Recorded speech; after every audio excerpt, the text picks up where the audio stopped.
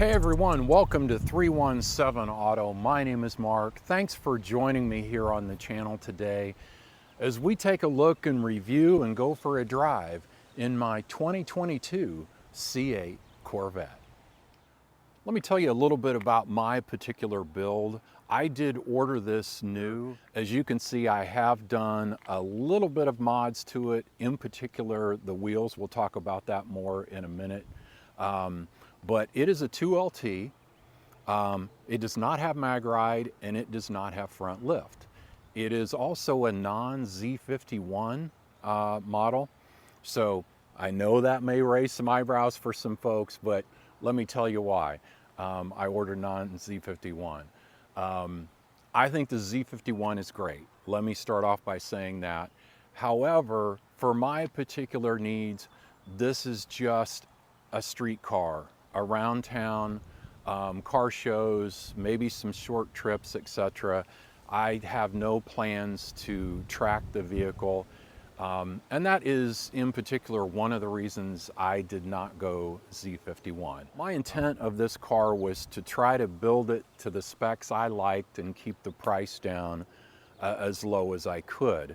The other thing that may be a little controversial for some is I did not do front lift. I live in Indiana, which is predominantly flat. My biggest issue, quite frankly, is my driveway. And even without the front lift, I do not have any problems going up and down my driveway. But that's really not much of an issue to do so.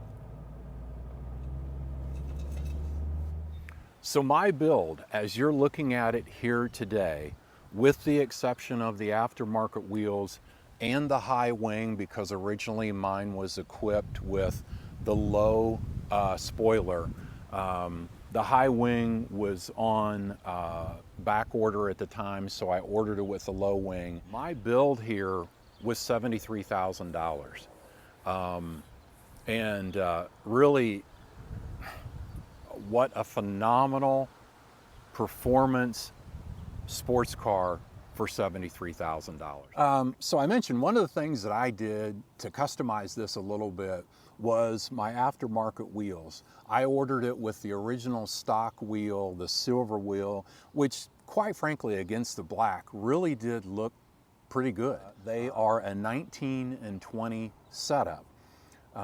And I think just completely transformed the look of the car from the stock wheel.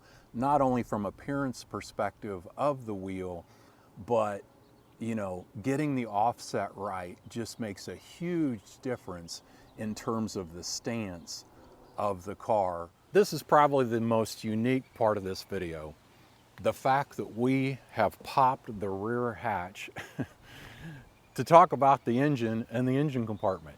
As we all know, you know, that is a first for a production Corvette, and you know, really is just what has transformed this car into another league in terms of performance, drivability, and handling. It's a sub 3-second car, 0 to 60, which for a car that stickers at, you know, as low as in the $60,000 range, mine at 73, to do 0 to 60 sub 3 is just phenomenal, especially given we're talking 495 horsepower, which in, you know, today's performance car market, 495 is not that big a number, but it's all about design, engine placement, transmission, all that combined is what gives you that just phenomenal performance. And we'll talk a little bit more about that when we go for the drive here in a little bit.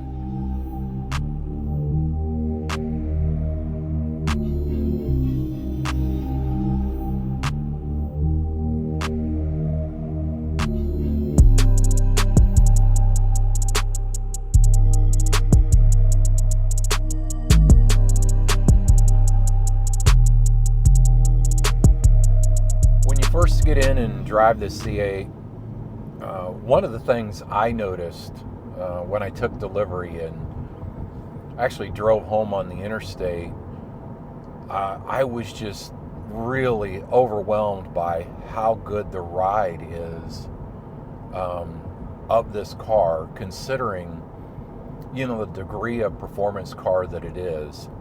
And bear in mind, I do not have mag ride, so if you opt to spend the money for mag ride, it's obviously going to get even better. Quite frankly, it's great even without mag ride. So, you know, choose how you like, you know, based on your budget and what you want to do. But either way you go, I think you'll definitely be happy. The fit and finish and materials inside the cabin are really excellent.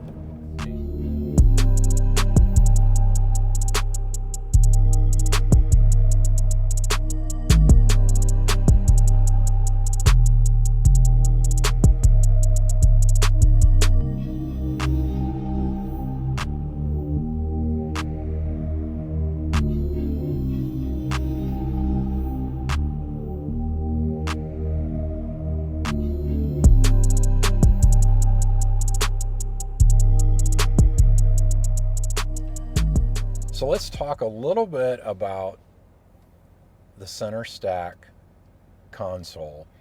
I'm not going to go through every one of these, if you will, but in general, it is your climate control system, your heated and cooled seats, etc., and all the buttons and functionality for that, which, you know, quite frankly, some people, you know, when it came out, oh, that center stack, that's terrible.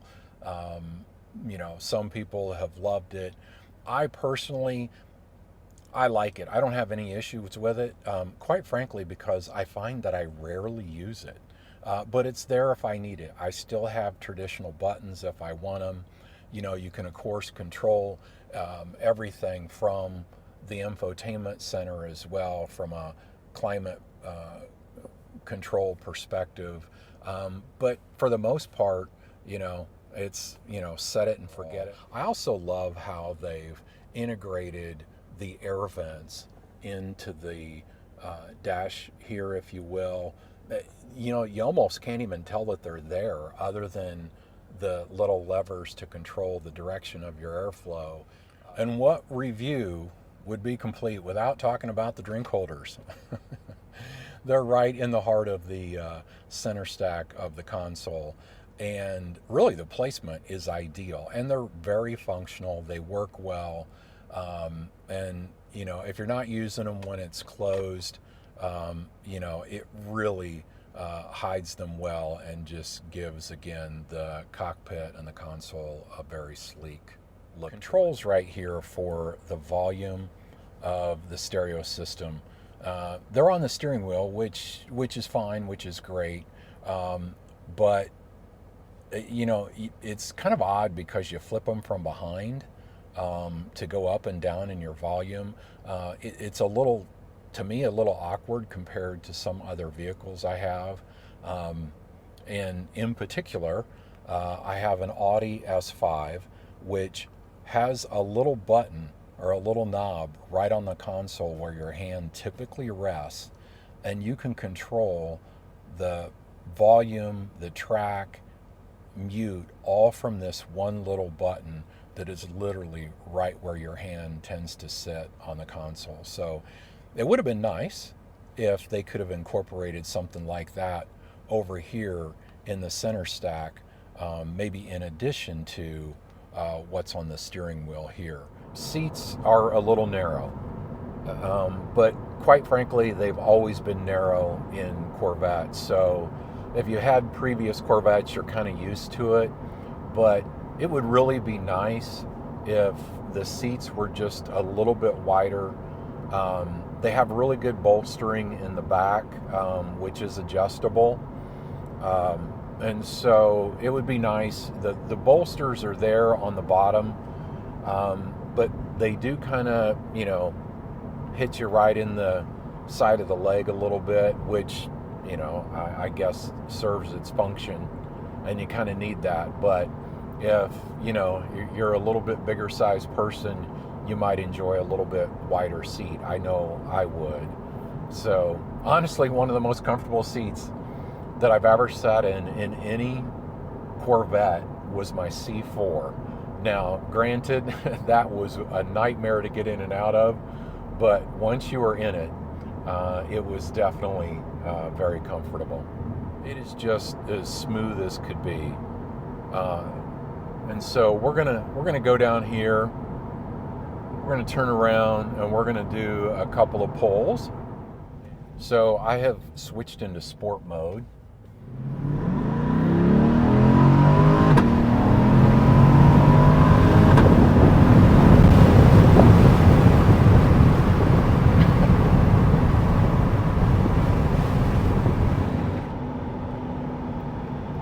That was a nice pull. And the thing is, it just does it so smoothly and so effortlessly. You feel it. You feel it, you know, you feel it pushing you, propelling you, which is one of the things that I do think is a little bit different in the C8 versus the previous gens, is the fact that, you know, with the front engine, you feel like you feel the pull and you feel the torque a little bit more. Whereas in this, with the engine behind you, you don't feel that pull as much. It's almost more of a little bit of a push, but you're getting there faster than with the front engine, obviously. One of the things that I think is really drawn people to the C8, you know, in addition to styling, performance, and everything, is the drivability. And a lot of people are making these everyday drivers, which I think is much more common in the C8 than in the previous gens. I could definitely see how somebody would want to everyday drive one of these, because, you know, once you're in, the ride quality, the comfort, the ergonomics, the features is really just exceptional. Hey, we're back home here at 317 Auto. What an amazing drive. Hope you enjoyed the review today of my 2022 C8 after 1 year and 1,000 miles of ownership. Hope that you picked something up from the video that you liked. If you did, please hit the like button below. And if you haven't already, please subscribe to the channel. Really appreciate you taking the time to watch and be part of this with me. So thank you, and we'll see you next time on 317 Auto.